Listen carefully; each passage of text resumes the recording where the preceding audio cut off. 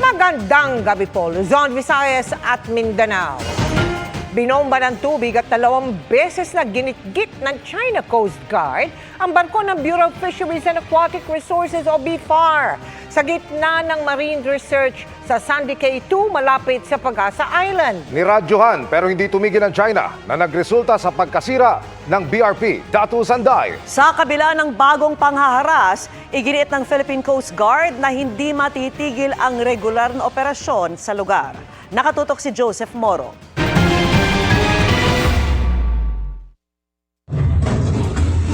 Chinese Coast Guard mission number 21559. This is MMOB 3002. Your unsafe maneuvers are in clear violation of your obligations for safe conduct under the 1972 International Regulations for preventing collision at... Dinikitan at winoter cannon ng barko ng China Coast Guard ang barko ng Bureau of Fisheries and Aquatic Resources o BFAR na BRP Datu Sanday. Hindi ito tumigil sa kabila ng mga radio challenge ng Pilipinas.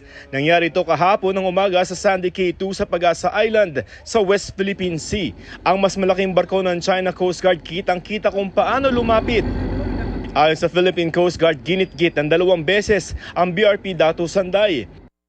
Ayon sa PCG, nasira ang kaliwang bahagi sa may nguso at smokestack ng Datu Sanday. Kasama ng Datu Sanday ang isa pang barko ng BFAR na Datu Pagbuwaya na pareho may dalang mga Pilipinong siyentista sa lugar para sa pag-aaral. Ito ang kauna-unahang pagkakataon na ng water cannon ng China sa may Pag-asa Island kung saan meron silang regular na presensya. I cannot speak for the intention of the Chinese government, no? At alam naman natin, they have been very aggressive pagdating dito sa Pag-asa K2. Kung maalala nyo, last first quarter of the year, ang China Coast Guard, also the PLA Navy helicopter were also launched, no? In harassing our marine scientists habang nagkakandak din tayo ng marine scientific research sa Pag-asa case. Ang Sandy Cay 2 ay may 3 nautical miles lamang mula sa Pag-asa Island. Sa Sandy Cay 2 din na-diskubre noong 2023 ang mga nakatambak na patay at durog na corals na ayon sa mga eksperto noon ay karaniwang ginagawa ng China bago magsagawa ng reclamation activities.